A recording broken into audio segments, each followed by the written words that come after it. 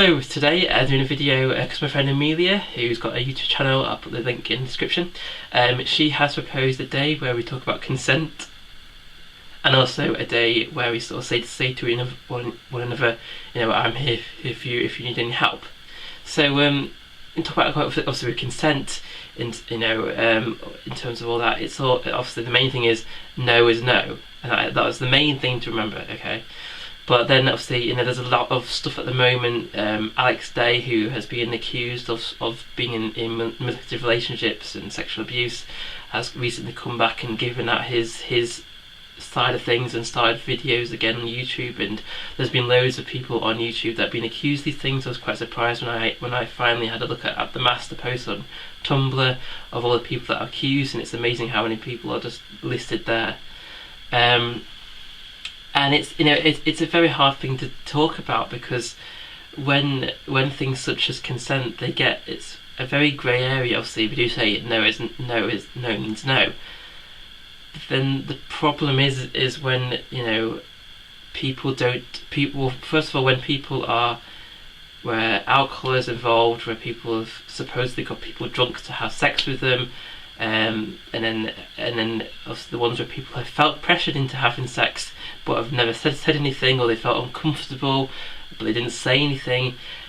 And so it's very important that obviously no is no, and that if you don't feel comfortable with something, you should feel that you can say that to the person that you are with, because you should feel that you could trust them. You should feel that you can talk to them about this. If you are uncomfortable with doing something, then you should be able to say, and you should be able to say, no, I don't want to do this now, or no, I don't feel that comfortable about it. Because in a relationship, it's got to be both sides have got to be consensual. Both sides have got to know what you're both thinking, basically, and someone can't guess whether you feel uncomfortable about something. I mean, obviously sometimes you can with body language and also this, but sometimes people can't see that, or they miss that. And it's kind of it's difficult, obviously, to know. I don't like how obviously with it all on the internet and the way things are, people that anyone can basically act as basically judge and jury, and they can go on and say, oh yes, this person's done all this, done all that. Oh yeah, they've obviously done all this, and not obviously done all that because they've done this, because they've been accused of this. And it's kind of obviously kind of holding them to account before they can prove themselves. Obviously, and it's kind of hard when you have that sort of anonymous thing on the internet, but also where anyone can sort of go around and sort of say that. But obviously not saying that anyone who said anything is kind of not true, of course, because I don't know. They need two people who can know what happened. Also, people who have made the accusations, and the people that they made accusations about. They're the only two people that can know what actually happened. And of course, obviously, if accusations are made, then the police should get involved. And obviously, if you have gone through something, then I would recommend the police, and to sort of get it out there and sort of talk to someone. And that's why this idea of this day is important, because if you do have something to tell to someone, then you should do. So, for instance, I had a situation actually. Back in May, I got involved in a situation where I ended up getting, sexually assaulted or raped. And so basically, this is also a warning about sort of the dating sex apps kind of thing. So I was talking to this person on one of them. We were talking for a few days. It seemed to go well. We talked well. They're a little bit older than me, but we worked well, and it seemed to be as though they were. If we met up, we would have a really good time and stuff like this, and not really had a lot of experience, to be honest. And so we did. We eventually meet up. We went back to theirs. It was consensual at first, and then I realised, I thought, what am I doing? I'm here in a stranger's house. I don't know who they are. They could do anything to me and stuff like this. So I thought, no, I can't do this. I said, no, I want to go home. I can't do this anymore. And then they're like, no, you can't go. You can't go. You've come here for a reason. You need to just deal with it. For this, I was kind of afraid of what would happen. I didn't know if they would hurt me or not, and so I kind of let it happen.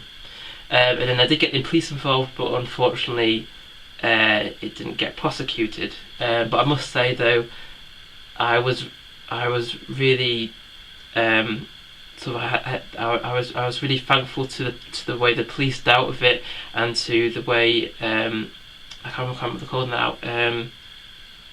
But the charity that I went to get examined, they were really supportive to me, and they were absolutely fantastic with me, and the police were as well, and they had been all the way through it. But yeah, there's no prosecution, because the problem with consent is in the law that you need to prove it beyond reasonable doubt. So you've got to show that that person knew fully that it wasn't consensual what they did. And I'm afraid in my case, I wasn't really kicking and screaming and stuff like that. I didn't really do any of that kind of thing. But yeah, in terms of that, there wasn't enough evidence for them to prove that, and also that's kind of an often thing that happens with people. Don't feel like they can give their account. They feel like they can't go forward with a trial. Sometimes there's not enough evidence, because often when it happens to you, you want to just get rid of everything. You want to clean yourself. You want to do all this sort of things like this. And I do kind of think there is a part of it that you're scared of people knowing, you're scared of hurting people, because I know that by telling the few friends and the family that I told, that it kind of did hurt them in a way. It was kind of awful for them as well.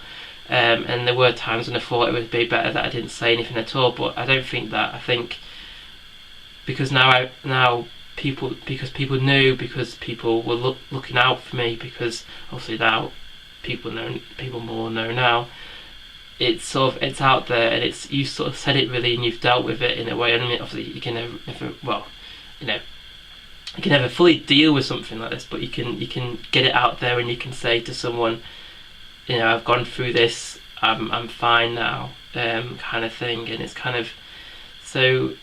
And it's been good the way people have come out about these people on YouTube, and come out about, say, the Jim Savile stuff, and everyone else that's been accused from that and been prosecuted, and and there is a lot of good thing about that people can talk about it. So I think in summary, important thing is no means no.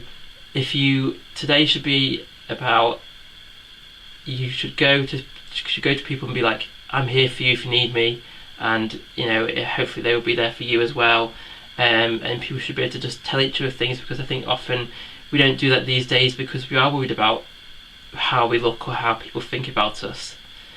And hopefully I haven't messed up this video. Hopefully it's been alright. Obviously it's a very hard issue to talk about, consent and all stuff like this. So hopefully I've done a right job.